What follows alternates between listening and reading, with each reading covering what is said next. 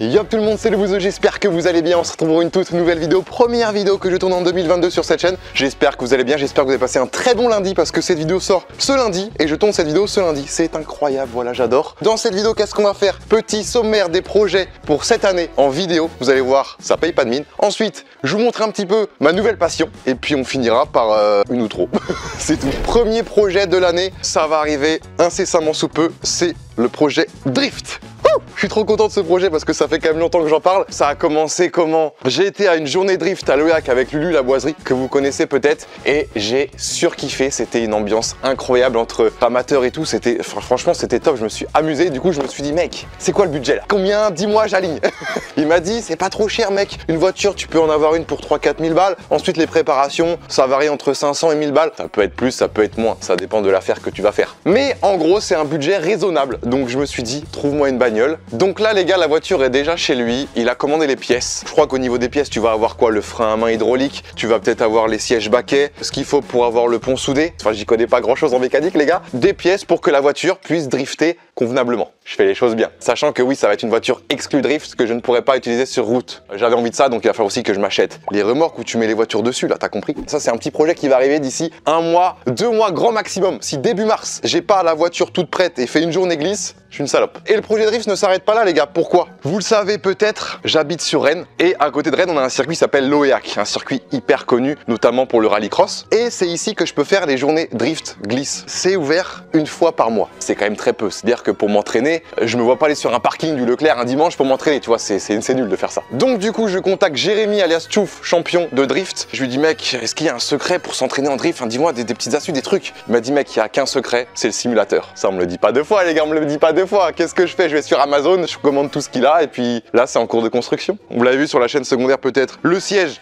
la base du volant, j'ai reçu l'adaptateur pour fixer un vrai volant de vraie voiture. Je l'ai reçu hier, j'ai le pédalier. Aujourd'hui il y a Dobby qui vient, on va tourner l'épisode 2 pour la chaîne secondaire où j'ai reçu aussi le levier de vitesse et le frein à main. Donc on va fixer ça. J'aurai aussi cet écran là, le G9 Odyssey qui sera fixé sur un support écran que j'ai reçu aussi, qui est juste là, avec le support clavier souris. Là on va être au max. Donc là oui, je fais les choses bien pour essayer d'être le plus à l'aise possible, le plus vite possible. Deuxième projet. Ce projet me tient beaucoup à cœur aussi. Pourquoi? Bah c'est parce que c'est le Rennes-Bouzy. Oui, il y a une ville qui s'appelle Bouzy qui est juste en dessous Reims, juste là. Ce trajet, je le ferai en 50 cm3. Donc ça va être une série du coup de 3 vidéos minimum. Une vidéo où j'achète la 50, où je vous la présente. Une vidéo où je la prépare. Je mets un kit, je la débride, je fais ce qu'il faut pour qu'elle roule quand même au moins à 70, 80, peut-être 90 km/h, ce serait le top. Et ensuite, bah je fais le trajet mon ref. Je partirai sur 5 jours, Rennes-Bouzy en passant par les petites routes forcément, en m'arrêtant chaque soir dans une commune différente et en passant du temps avec les abonnés, ça pourrait être incroyable. Le Covid va décider si oui ou non je pourrais faire ce genre de choses, c'est-à-dire m'arrêter, voir les gens. J'avoue que j'ai pas envie de prendre de risques non plus, tu vois. Je l'ai fait pendant le Tour de France en moto en 2019. En vrai, j'étais à 2 doigts de la catastrophe avec Thibaut InShape, donc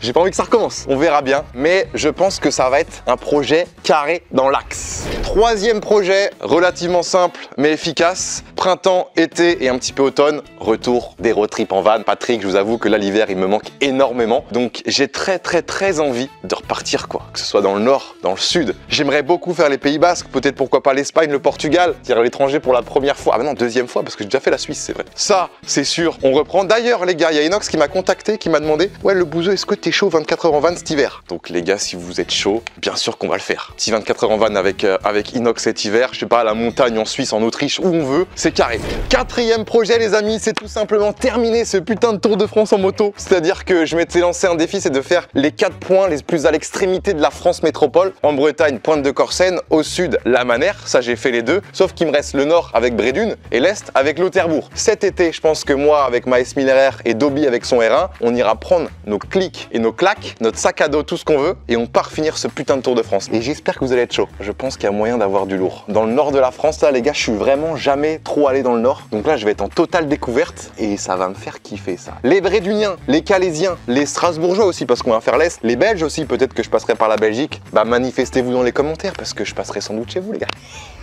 Enfin, 5e projet qui est relativement lourd. Comme il est lourd, je vais vous poser vite fait sur sa tête à lui. C'est très risqué ce que je fais parce que j'ai quand même une caméra qui coûte 4500 balles. Ouah. le 5e projet, et pas des moindres, c'est tout simplement le tour des stades de Ligue 1. Ça, j'aimerais bien le faire à partir de la rentrée du coup, en espérant que le Covid se soit calmé, parce que pareil, les stades avec le Covid, c'est compliqué. J'avais dit que j'allais faire 10 stades de Ligue 1. Le concept est simple. Une vidéo, une équipe. Je prends ma caméra, je vais voir un supporter ultra de par exemple Lens, la première vidéo. Ensuite, deuxième vidéo, ça peut être Clermont-Ferrand. Troisième vidéo, ça peut être Paris. Je passe une journée avec lui. Il me fait voir un petit peu son quotidien. Et puis l'après-midi ou le soir, il y a le match. Et je vois un petit peu comment il fait, les chants des supporters, l'ambiance dans le stade, tout ça. J'essaye de suivre un ultra du début de la journée d'un match à la fin. C'est un concept qui me ferait kiffer. En plus, j'ai Patrick, les gars. J'ai Patrick pour faire ça. C'est incroyable. Peut-être commencer en printemps et finir à la rentrée. Dans tous les cas, j'ai encore un petit peu de temps. Faut pas non plus que je décale et que je décale et que je décale. Ça, c'est vraiment le pire truc à faire. Procrastiner, les gars, ne faites jamais ça. En termes de projet, là, déjà, on est pas mal. Il y en aura peut-être d'autres qui vont se caler, évidemment. On est janvier 2022. Si décembre 2022, j'ai pas fait tous ces projets-là, je suis une salope. Voilà, je leur dis aussi, je leur dis, j'ai pas peur. Bon, les refs, passons maintenant à la deuxième partie de la vidéo. Ma nouvelle passion, voilà, ça y est, je suis piqué par le modélisme. Le modélisme, c'est tout simplement une pratique qui consiste à piloter des voitures radiocommandées. Donc, j'ai acheté ma première avec mon frère il y a maintenant 2-3 semaines, cette petite Kyosho MP9 électrique. Et je me suis dit, merde, j'ai grillé des étapes. Dans le sens où la voiture était déjà toute construite. J'ai fait quelques petites modifs parce qu'il y a eu des petits soucis. Je me suis dit, non, mais vous-y, c'est pas possible de commencer et d'avoir... Non. Donc, qu'est-ce que j'ai fait? J'ai tout simplement acheté une Tamiya TT02B en kit qui ressemblait juste à ça. Petit montage d'une voiture radio-télécommandée, ma première. Tout est en morceaux. J'ai la télécommande juste ici. Tout est en kit. Il y a tout à faire. Je pense que j'en ai pour 3 jours. C'est parti. Et après 13 heures de montage, les amis, oui 13 heures, ça y est, elle est là, la petite buggy. J'ai enlevé la carrosserie pour que vous voyez un petit peu comment ça se passe. Mais du coup, j'ai vraiment tout monté de A à Z, c'est que des pièces en plastique. Donc fallait graisser, fallait mettre du truc anti-usure, fallait faire l'électronique pour que ça marche bien. Tout est fait, elle marche super bien, je suis trop content. Là, je regarde 15 milliards de vidéos, je parle à plein de gens dans le modélisme, c'est trop intéressant en vrai. C'est extrêmement niche parce qu'il y a très peu de gens, mais les gens qui sont là-dedans sont passionnés. À les écouter, tu vois, je peux boire leurs paroles, c'est trop intéressant. Et du coup, là, je suis en projet pour m'acheter un Traxxas X-Max. Voilà, c'est l'énorme monster truck qui permet d'aller partout, d'aller au skatepark, de faire n'importe quoi sans qu'il se casse. Mais là, je suis encore en réflexion. Celle-ci, elle peut être assez adaptée dans le sens où, en termes de vitesse et de gabarit, ça peut aller. Mais celle-ci, les gars, elle est un petit peu trop puissante. Il peut y avoir des petites vidéos modélisme. Par exemple, là, au mois de mars, je m'inscris dans un club pour faire de la compète. Non, peut-être pas quand même de la compète, pour m'entraîner, quoi, parce que je pars de rien, moi, les gars. Il peut y avoir des petites choses qui pop, quoi, par-ci, par-là. La Kyosho, la carrosserie est juste là. Qu'est-ce qu'elle est belle, les gars. Bon, j'ai mis des roues exprès pour aller sur un parking et la démonter, parce que bah là, en ce moment, avec la météo et tout, c'est compliqué. J'en fais plus sur le parking, quoi, tu vois. Ça bombarde. Mais je pense qu'on va commencer par celle-ci, parce que voilà, le plus simple pour le début, et vous allez voir qu'elle marche super bien. Donc là, on est sur du 1/8e, et là, on est sur du 1/10e. Donc là, on est sur une vitesse max normalement de 30-40 km/h. Bon, ici, ça va être compliqué, mais... Regardez, elle va arriver à fond. C'est un peu trop limite pour s'amuser ici, je pense. Ou alors, faut faire des petits obstacles, genre passer par là. Et du coup, on va essayer l'autre. Donc ça, les refs, c'était ma petite Tamiya. Un peu plus de 200 €. Tu la reçois en kit. En vrai, j'ai mis 13 heures, mais un mec qui est un peu chaud, qui se débrouille normalement. Parce que moi, c'est vrai que je suis totalement zéro en bricolage. Mais un mec normal, mais peut-être 10 heures. Surtout que j'ai fait quand même pas mal d'erreurs. Les roues avant avançaient, les roues arrière reculaient. Il y avait une couille dans le pâté.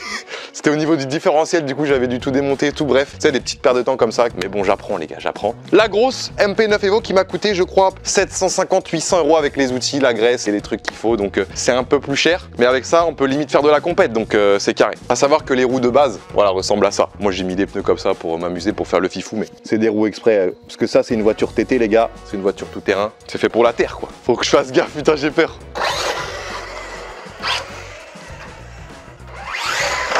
Je suis pas un pilote, hein. Ça monte à, je crois, 70 km/h. C'est un petit peu plus énervé, les refs. Et c'est pour ça que en intérieur, déjà que je suis pas un pilote, un petit peu peur de tout casser, surtout de réveiller les voisines aussi. Comme vous pouvez le constater, je suis que sur d'électrique. On m'a conseillé de commencer par ça, le thermique, vraiment après, quand tu commences déjà à maîtriser l'électrique, tu vois. J'ai envie de faire un groupe sur Discord ou sur un réseau là, de gens qui ont une voiture comme ça, pour qu'on aille se promener ensemble. Aller, je sais pas, sur un stade, on discute et on roule, quoi, les gars. Je pense que ça peut être carré, ça. Parce que ouais, j'ai pas de potes, en fait.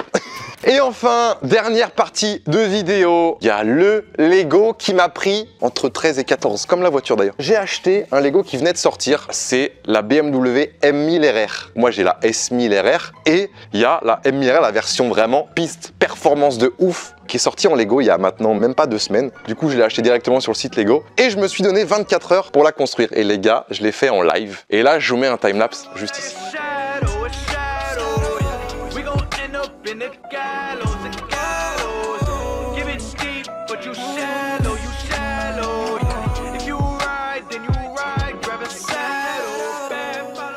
La moto est juste là, et quand je la vois, je me dis, wesh, comment moi, le bouseux, Romain, j'ai pu faire ce genre de choses? Alors oui, j'ai suivi une notice qui faisait 700 étapes, pour 1920 pièces d'ailleurs. C'est une Lego Technique, la voici, M1000RR BMW. Là, on peut voir les caractéristiques. J'ai 2 béquilles, j'ai la béquille là avec les caractéristiques, et j'ai aussi la béquille de stand, tu vois, qui peut faire peut-être plus stylé. Avec le moteur qui m'a pris, je crois, 4-5 heures à construire, mais qu'on voit même pas. C'est pour ça que j'ai le seum. Il y a une petite chaîne, et dedans, il y a les pistons qui bougent. J'y connais rien en moteur, mais elle est pas magnifique, les gars, avec le petit pot à Krapovic. Le pot pas forcément hyper joli, mais c'est un petit pot à cra quand même. Je la trouve incroyablement jolie. Donc pour ceux qui veulent savoir, elle m'a coûté 200 €. Voilà, c'est tout. Mais je suis trop fier de moi, les gars. Je commence à savoir bricoler. Et ça, c'est beau. 27 ans, c'est bon. Ça y est, ma vie change.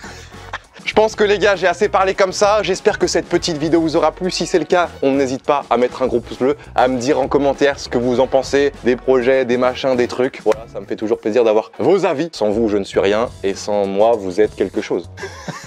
Des bisous, passez une excellente soirée. Très bonne semaine aussi. Ciao.